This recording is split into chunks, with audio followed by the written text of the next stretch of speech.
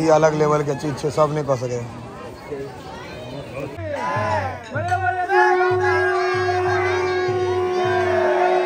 समस्त मिथिलावासी के हम प्रणाम। हम प्रणव झा स्वागत करे छी सब गोटा के अहाँ के अपन पेज अपन चैनल मिथिलांचल ब्लॉग्स पर। और आई छे सप्तमी यानी बेलतोरी हेते। काल्हि देखेने रही बेलनोती के ब्लॉग, तो बेलतोरी मतलब मैया एथिन, तो एहिमे कनी और बेलतोरी से बेसी काज सब होइ छे, तो पूरा वीडियो देखायब। बाकी पहले ही बताओ जाए, हम लाल शर्ट जो है अहाँ सब देखने में पहिल बेर पहिरलहुँ हँ। ललका शर्ट देख सकै छियै, कहू केहन लागि रहल छै, स्मार्ट लागि रहल छै कि पाइ बुड़ि गेलै हैं। बस एतऽ सीधा अहाँ सबके लऽ चलै छी बेलतोरीवलामे। खाली हे कमेंट में बता देबै शर्ट केहन लगलै। बुझे नहीं छियै, बड़ी शौक से सिएलहुँ हैं।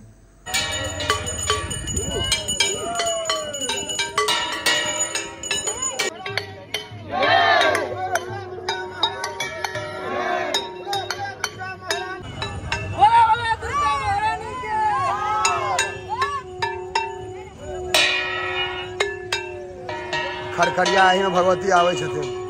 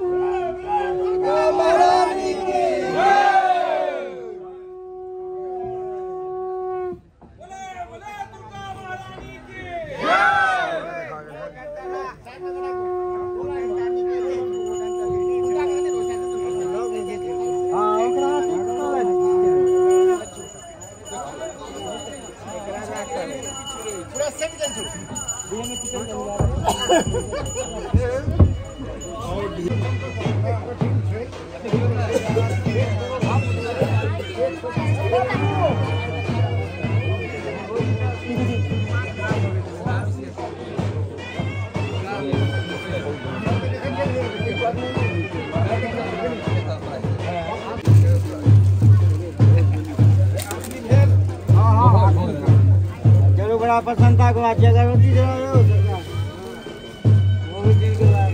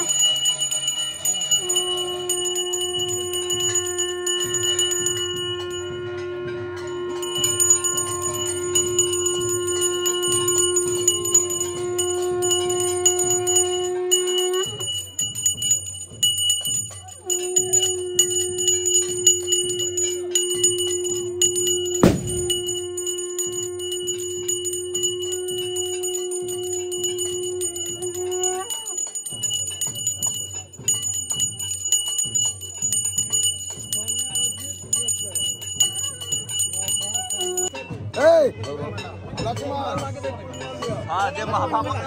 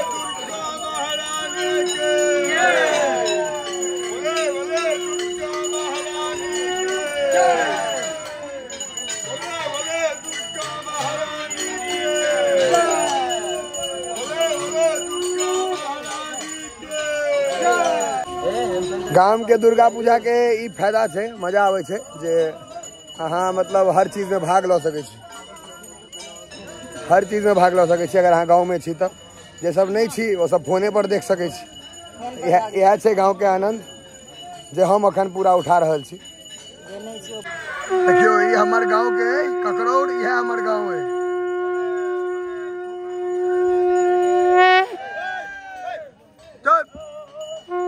छोटका बच्चा सब हुल करे लागे।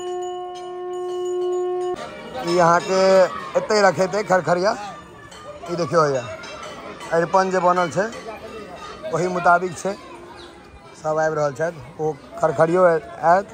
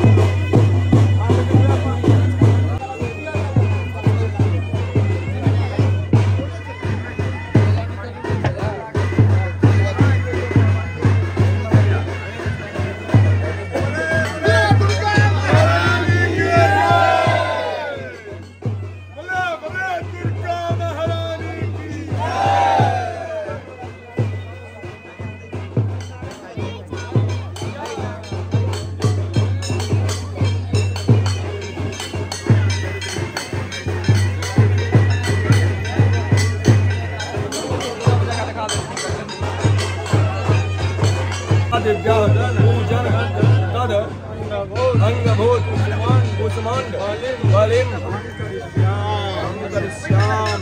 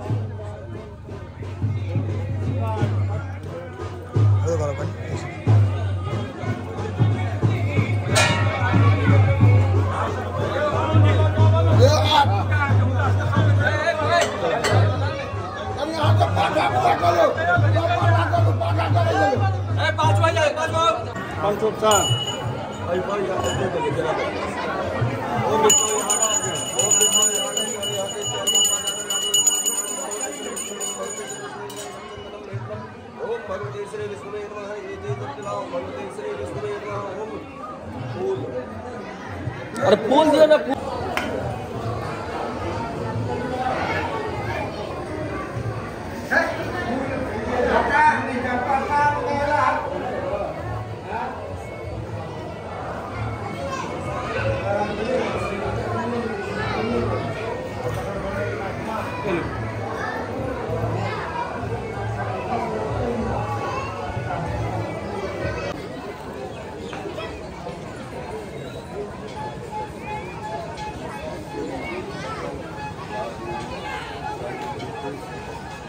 ये अलग लेवल के चीज है, सब नहीं कह सके, बहुत कठिन नहीं है, नेक्स्ट टू इम्पॉसिबल नामुमकिन के तरह बुझा रहा है हमरा। घर